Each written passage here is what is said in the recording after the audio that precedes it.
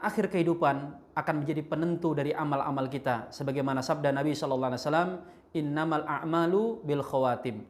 Sesungguhnya amal-amal itu ditentukan dengan penutupnya. Kita tentu ingin kehidupan kita diisi dengan kebaikan dan ditutup dengan kebaikan pula. Tetapi apalah gunanya jika kita mengisi kehidupan dengan kebaikan, kemudian kita tutup dengan akhir yang buruk.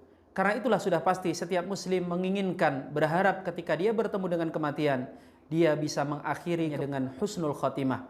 Namun terkadang kita sering memaknai husnul khotimah dan su'ul khotimah itu dengan makna yang sudah sedemikian menyimpang.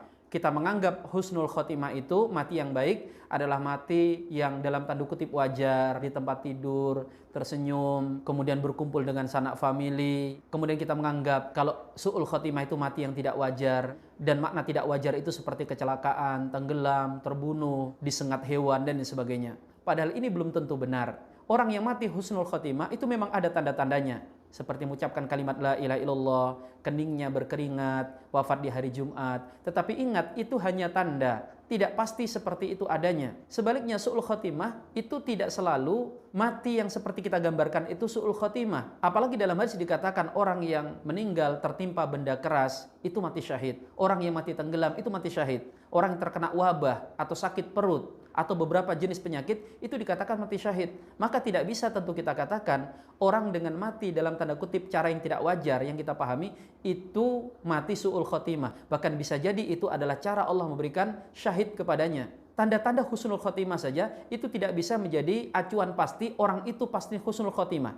Orang yang wafat di hari Jumat pasti husnul khotimah. Belum tentu, itu hanya tanda-tanda saja.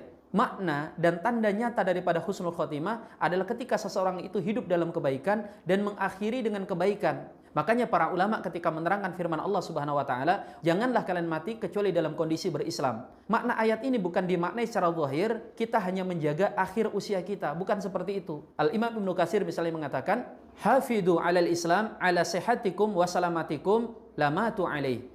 Jaga Islam itu ketika kalian masih sehat dan ketika kalian masih hidup, maka kalian akan dimatikan dalam keadaan Islam. Beliau juga berkata, man 'asha 'ala syai' mata 'alaihi. Siapa yang hidup dengan pola tertentu, maka dia akan dimatikan dengan pola tersebut juga.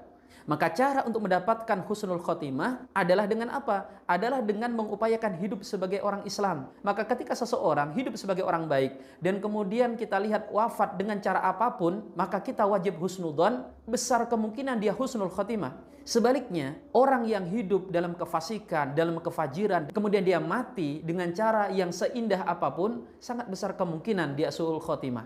Pada kesimpulannya adalah tentang husnul khotimah dengan su'ul khotimah ini kita diperintahkan untuk banyak husnudzon. Kita kadang suka salah kaprah itu memahami tentang husnul khotimah dengan su'ul khotimah. Ada orang yang dimakamkan cepat, kemudian tanahnya lunak, kemudian banyak mengantar. Ini husnul khotimah. Ini ada baiknya karena ada husnudzon. Tapi jangan dibalik. Kalau ada orang pemakamannya sulit, sedikit yang mengantar, ada kejadian yang mungkin aneh, kemudian kita kait-kaitkan dengan su'ul khotimah. Padahal orang ini kita kenal sebagai orang soleh.